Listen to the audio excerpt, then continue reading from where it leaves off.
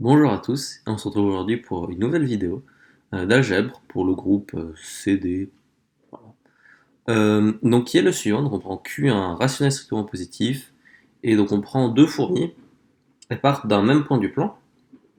Ensuite, à chaque instant entier n, elles vont se déplacer dans une des quatre directions cardinales, donc nord, sud, est, ouest, et elles vont se déplacer d'une distance qui va être exactement Q puissance n.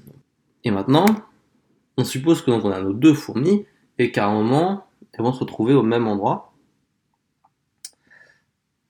Et la question c'est quelles sont les valeurs possibles de Q. Je vais essayer de chercher, je vais bientôt donner une indication. Et cette indication est la suivante.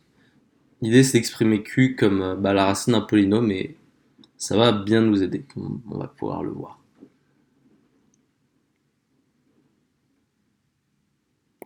Ok, donc on va se placer dans le plan complexe en fait.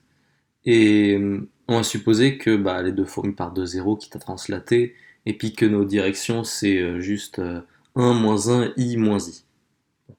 Ça semble raisonnable.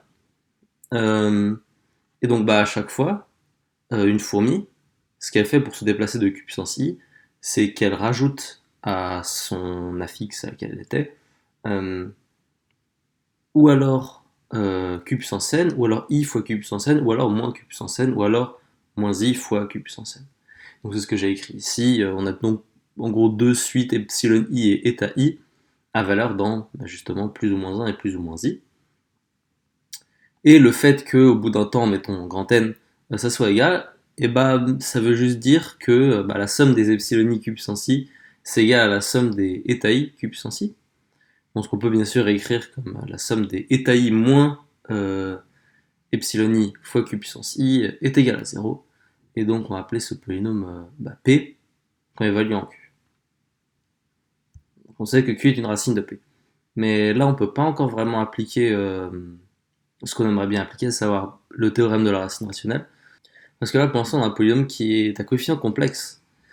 Mais on peut s'en sortir relativement facilement, puisqu'on peut prendre la partie réelle de notre polynôme, donc juste prendre la partie réelle des coefficients, et pareil pour la partie imaginaire. Et on a forcément un des deux qui est non nul, puisque R est non nul, puisque par hypothèse, nos deux suites sont différentes. Sinon, les deux fourmis ont juste fait le même trajet. Donc, maintenant la question c'est lequel des deux est non nul, parce qu'a priori, il n'y a pas vraiment de raison que les deux soient nuls. Mais on peut toujours se ramener au cas où c'est R, puisque on peut juste multiplier P par I par exemple, donc ça revient juste à faire un quart de tour. Et à ce moment-là, on peut toujours se ramener au fait que, en gros, il y a eu une différence dans la partie réelle à un moment. Donc sur l'axe des abscisses. Bon, si c'était sur l'axe des ordonnées, justement, on fait un quart de tour et ça marche. Euh, donc on peut supposer que c'est R. Et maintenant, si P de Q est égal à 0, R de Q est également égal à 0. Et R, vu que les coefficients de P, c'est, comme c'est écrit ici, juste dans 0, plus ou moins 2, plus ou moins 2i, plus ou moins 1, plus ou moins i. Quand on regarde la partie réelle, ça peut valoir que 0, plus ou moins 1 ou plus ou moins 2.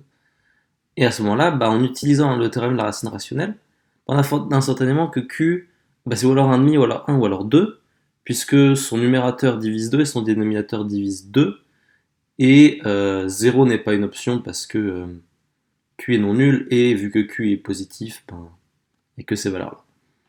Bien.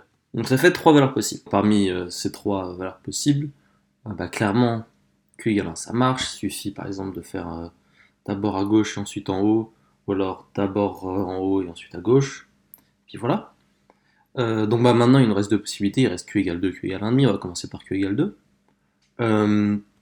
Donc déjà un truc assez intéressant qu'on peut remarquer, c'est que on peut toujours supposer que c'est le premier temps qui est le premier où il y a une bifurcation, puisque si jamais c'est pas le premier, vu que ça arrive à un moment, et on peut tout translater sur l'origine et tout dilater d'un facteur q puissance, je sais pas moi, r, où r c'est le premier temps où ça a bifurqué. Si on regarde la différence des deux fourmis au temps n, à savoir donc somme des epsilon i moins eta i fois 2 puissance i, pour i allant de 1 à petit n cette fois-ci et pas grand n, Donc on veut montrer qu'en fait, c'est pas possible de trouver un grand n, tel que d de grand n soit égal à 0. Et donc, on se retrouve à dire que d de 1, c'est plus ou moins 2, plus ou moins 2i, ou alors plus ou moins 1, plus ou moins i. Euh, Ça peut pas être 0 par hypothèse, puisque les deux fourmis ont fait un mouvement différent. Donc on a ces 8 possibilités-là. Et il s'avère qu'on peut en écarter 4 relativement facilement, puisque si d de 1, c'est plus ou moins 1, plus ou moins i, euh, bah, les mouvements après le tout premier mouvement sont des multiples de 2, vu que c'est 2 puissance n fois epsilon n, avec epsilon n qui vaut plus ou moins 1 ou plus ou moins i. Donc à chaque fois on ajoute un multiple de 2. Donc en particulier, d de n c'est invariant modulo 2. Et vu que d de 1 n'est pas égal à 0, on ne pourra jamais avoir d de n égal à 0. En fait, on peut avoir un raisonnement un peu similaire dans le cas où on a plus ou moins 2 et plus ou moins 2i, mais c'est un peu plus compliqué, puisque si jamais on a plus ou moins 2 et plus ou moins 2i, si on regarde les possibilités pour d de 2, et donc entre d de 2 et d de 1, on a pu ajouter ou alors 0, ou alors 4, plus ou moins 4i, plus ou moins 4, et plus ou moins 2, plus ou moins 2i. C'est les possibilités qu'on a. On se retrouve à dire que, en fait, on a ou alors plus ou moins 6, plus ou moins 6i, plus ou moins 2, plus ou moins 2i, et plus ou moins 2, plus ou moins 4i, et plus ou moins 4, plus ou moins 2i. Et un truc qu'on peut remarquer, c'est que aucune de ces beaucoup de possibilités ne va être congrue à 0 modulo 4 cette fois-ci. Ça va toujours être 2 ou 2i. Et un truc qu'on peut remarquer, c'est que après l'étape 2, on n'ajoute plus que des multiples de 4, puisque on ajoute epsilon i fois 2 puissance n, avec n qui est plus grand que 2 maintenant. Donc en particulier,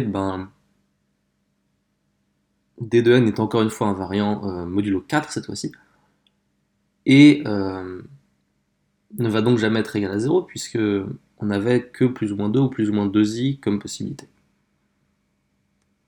Donc q égale 2 n'est pas possible, et q égale 1,5 en fait se gère de la même manière que q égale 2, puisque si jamais on a un chemin qui marche pour q égale 1,5, si jamais on translate tout pour que le point auquel on est arrivé devienne le point de départ, et ensuite qu'on multiplie par 2 puissance grand n, en fait on va avoir un chemin valide pour q égale 2. Donc vu qu'on n'a pas de chemin valide pour q égale 2, on n'en a pas non plus pour q égale 1,5. Donc q égale 1,5 n'est pas non plus possible, et donc la seule possibilité est effectivement q égale 1.